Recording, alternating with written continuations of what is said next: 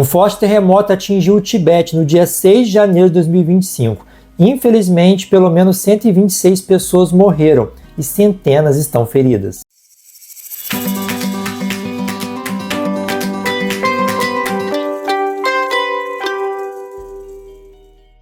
Padawans, infelizmente o vídeo de hoje não traz boas notícias, porque um forte terremoto atingiu o Tibete ali na Ásia e infelizmente 126 pessoas morreram.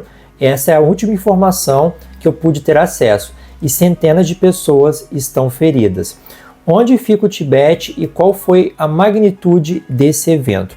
O Tibete é uma região autônoma da China, fica ali no sudoeste da China, na região da Cordilheira do Himalaia, tá? Então o Tibete fica nessa região aqui e fica bem próximo do Nepal, fica bem próximo da Índia, de Bangladesh. Eu vou aproximar o zoom aqui para que vocês possam dar uma olhada melhor na região.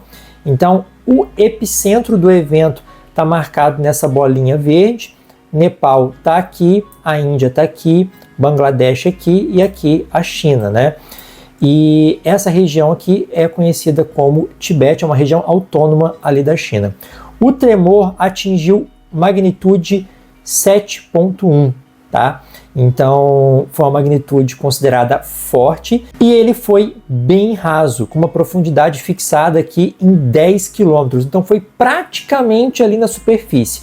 Um terremoto de magnitude 7.1 a 10 km de profundidade, ele é sentido com muita força na superfície.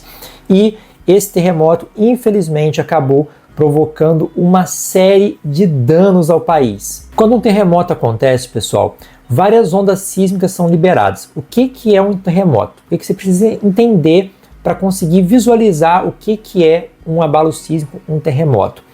Um terremoto, na verdade, é a consequência da movimentação da crosta. A crosta, ela pode se movimentar de diversas maneiras, né? Ela pode se movimentar tanto nas partes centrais de uma placa tectônica, como também nas suas bordas. Sendo que na borda, o movimento delas é mais brusco e maior. Então, você tem ali dois blocos de rochas que estão separados, o que a gente chama de falha geológica, e essa falha vai se movimentar. Então, uma das falhas pode subir, a outra descer, uma delas pode deslizar paralelamente em relação à outra, uma ir para frente, outra ir para trás.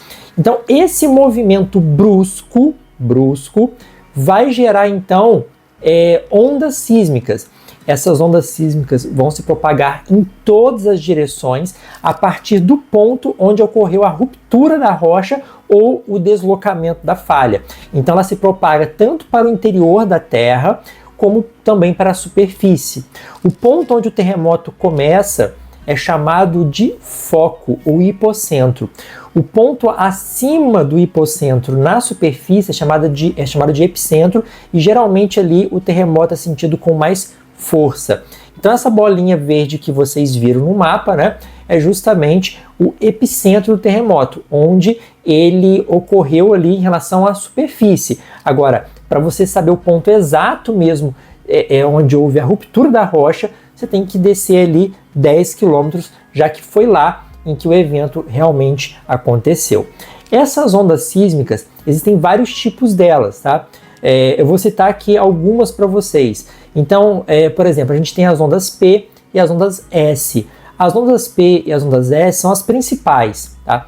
As primárias e as secundárias.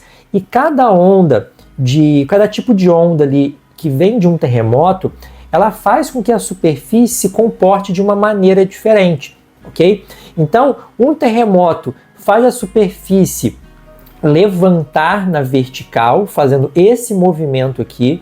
Um terremoto pode fazer a superfície fazer variações na horizontal, fazendo isso aqui, e você pode ter ainda um movimento ondulatório na superfície. Então, esses três tipos de movimentos acontecem simultaneamente, praticamente. É claro que algumas ondas chegam primeiro que outras, porque algumas são mais rápidas que outras, mas em certo momento você vai ter esses três movimentos atuando. E aí, se as construções não forem pensadas para aguentar esse tipo de movimento, elas vão acabar caindo. E é justamente a queda das construções que acaba matando as pessoas. Vocês estão vendo as imagens aí, né, de câmeras de segurança, enfim, e notem que os prédios começam a cair em determinado momento, né? As pessoas que estão afastadas desses lugares, elas, claro, ficam com muito medo ali, porque é um tremor muito forte, você fica realmente desorientado. Algumas acabam caindo no chão por conta do desequilíbrio mesmo, porque tudo treme, e algumas caem de medo, literalmente, tá? Mas essas pessoas que estão ali no meio de uma área aberta acabam não sofrendo nada, a não ser, claro, que caiam com a cabeça no chão ou se machuquem de alguma forma, né? Mas se a pessoa ela tiver ali uma resposta rápida a um terremoto, deitar no chão ou então ficar agachado ali, ela não vai sofrer dano nenhum, só vai tremer tudo e vai passar. Agora, se tiver dentro de uma construção, o problema é pedra cair na cabeça, parede cair na cabeça, o teto cair, desabar, enfim. Então, pontes, viadutos, postes, fios de energia, tudo isso é perigoso você ficar dentro. Se estiver dentro de um carro, também é seguro, porque o carro vai vibrar ali também, se não estiver próximo de um prédio. Então, por exemplo, se estiver numa rua onde tem vários prédios muito elevados, o ideal é que você se dirija para longe desses prédios, né? Porque além deles caírem na vertical, eles podem tombar por cima da rua. Se você estiver dentro de um prédio, igual eu moro aqui em apartamento, dependendo do andar que você esteja, você não consegue sair a tempo. Então você deveria se proteger dentro do próprio apartamento. Então eu tenho aqui uma escrivaninha de madeira muito forte, eu posso entrar embaixo dela, né? Ou então ficar embaixo aqui, ó, do batente da porta. Nunca ficar aqui no meio da construção, né, do cômodo, porque o teto, a parte central, é a parte mais frágil ali, é a que vai acabar caindo primeiro. Essa parte aqui, a chance dela se manter de pé é maior, beleza?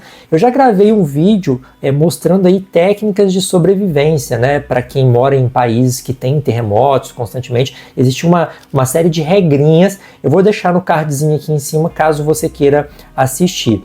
Bom, e infelizmente com a queda dessas construções, já que elas não são pensadas para aguentar os abalos sísmicos, né? As pessoas acabaram morrendo. Até o momento que eu gravo esse vídeo, 126 pessoas infelizmente perderam a vida e centenas estão feridas, né?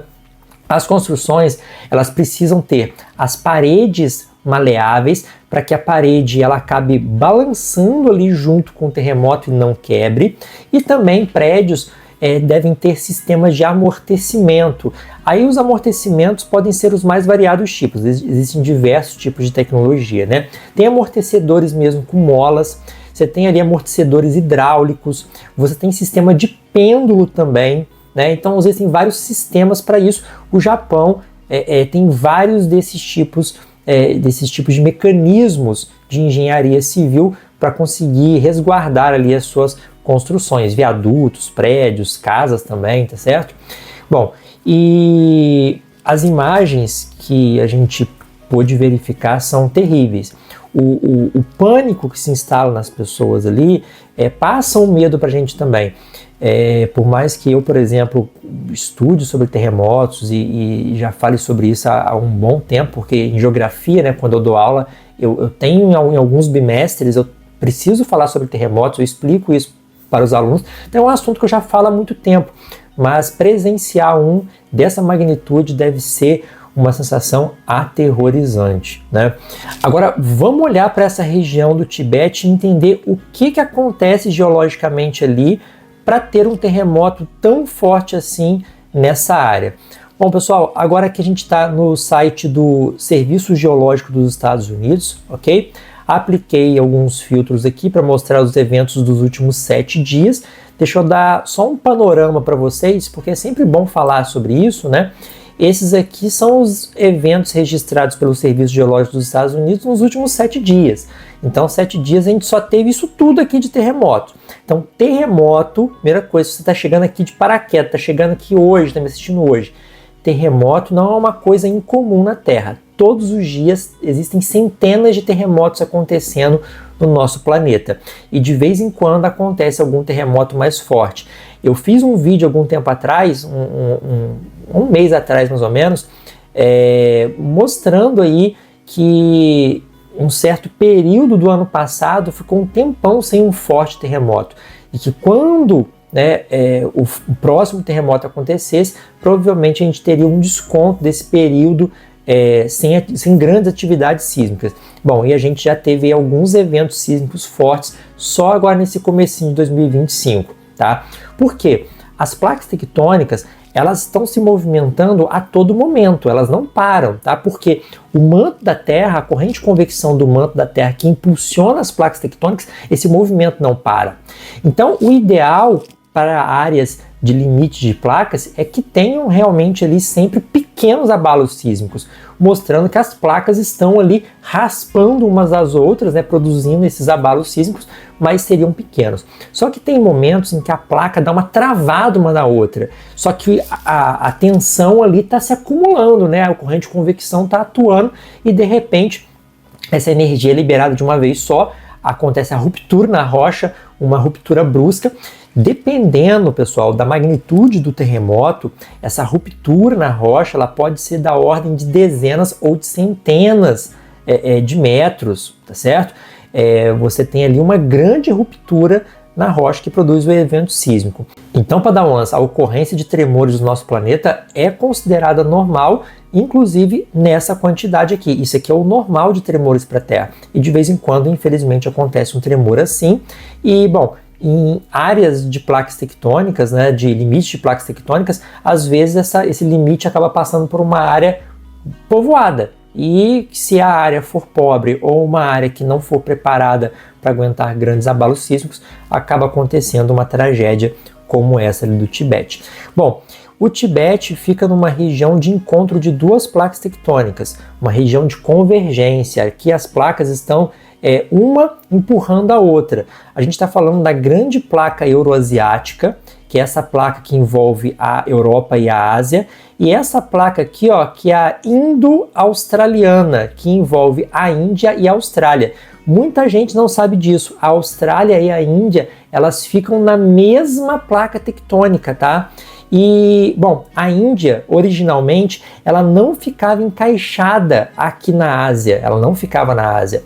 Ela, com o movimento de partilha dos continentes a partir da Pangeia, o supercontinente, ela começou a se dividir. Então, a Índia ela não ficava aqui e com essa movimentação a Índia acabou encontrando, essa ponta da placa indo-australiana, acabou encontrando a placa euroasiática, formando então uma convergência ali de placas. As duas placas começaram a se pressionar e começaram a enrugar. Como a gente está falando aqui de duas placas continentais, não houve um processo de subducção, como acontece aqui na América do Sul. Aqui a gente está falando de uma placa oceânica e uma placa continental. Aqui não, aqui são duas placas continentais. Quando isso acontece, duas placas continentais colidirem, a gente tem um processo de enrugamento das duas. É por isso que o Himalaia, a cordilheira do Himalaia, deixa eu colocar a imagem de satélite aqui, ela é enorme, tá? E esse aqui é o Planalto do Tibete, tá? Então tudo isso aqui foi elevado. Além de você ter o enrugamento e formação de montanha, você teve uma elevação ali, a formação desse Planalto do Tibete. E olha só a localização desses eventos. Não foi apenas um terremoto, aconteceram vários secundários depois. Então aqui a grande cordilheira do Himalaia, esse aqui é o Planalto do Tibete, tá? E aqui o local dos eventos. É interessante notar nessa imagem, pessoal, como o Himalaia, por ser uma montanha, uma cadeia de montanhas muito elevada, ela acaba segurando a umidade aqui na Índia. Dá para perceber pela coloração verdinha aqui, isso aqui é vegetação, Então a umidade que vem do Índico aqui, nas monções, os ventos de monções, acabam ficando presos aqui na Índia e não conseguem seguir para o interior da China, interior aqui do Tibete. Então o Tibete acaba sendo muito seco. Essas monções elas levam a umidade até a Índia, chegam aqui no Himalaia, a umidade não consegue passar. então a chuva acaba caindo na Índia e o vento que sobra para o outro lado é um vento seco, deixando o clima aqui um pouco mais árido, né? Então essa é a configuração geológica aqui da região. Reparem também que nessa área nós não temos a ocorrência de vulcões, como no caso da América do Sul, que vocês sabem tem vários vulcões aqui nos Andes, né? Em regiões de limites de placas tectônicas convergentes, mas em que as duas são continentais, a crosta fica tão espessa ali, como você não tem zona de subducção. O que é a subducção? Quando uma placa mergulha por baixo da outra, como você não tem isso, você não tem um processo de formação de vulcões, porque a subducção ela é essencial para a formação de vulcões. Lava não se forma em qualquer lugar, e é um dos motivos do porquê que não pode surgir um vulcão do nada no Brasil, né? Lava, magma, só se forma em pontos específicos da Terra, sob condições específicas, já que o manto da Terra não é um grande mar de magma, e sim o manto da Terra é sólido, tem uma textura ali, é plástica, né? Ele vai tendo um movimento de convecção, mas são rochas sólidas. E para finalizar aqui, pessoal, a informação que eu tinha dado para vocês anteriormente, nesse site a gente consegue uma representação 3D de como era a Terra há 105 milhões de anos atrás. Na verdade a gente pode voltar até mais, mas vou voltar aqui nesse período. A Índia, ela está aqui, ó, o que viria a ser a Índia, né? Está aqui próximo da África e a Ásia está ali, ó, né? Vamos avançar no tempo agora, de 105 milhões de anos para 66 milhões de anos. Olha a Índia já rumando ali de encontro com o continente asiático, tá? Agora avançando mais um pouco, 50 milhões de anos. Olha a Índia quase encostando no que viria a ser a Ásia. Avançando mais um pouco, 35 milhões de anos, a Índia já se encontrou ali com a Ásia, formando então o Himalaia. 20 milhões de anos, a gente tem uma configuração bem parecida com a atual, certo? Então a Índia, ela ficava aqui bem próximo da parte sudeste do continente africano, né? Quando a Pangeia se dividiu, os continentes foram rumando para cada lado, e então ela acabou encontrando a placa euroasiática, a placa indo-australiana convergiu para ela ali, e a gente teve a formação dessa cadeia de montanhas. E vale destacar, Padawans, que o processo de formação de supercontinentes, separação de continentes é contínuo.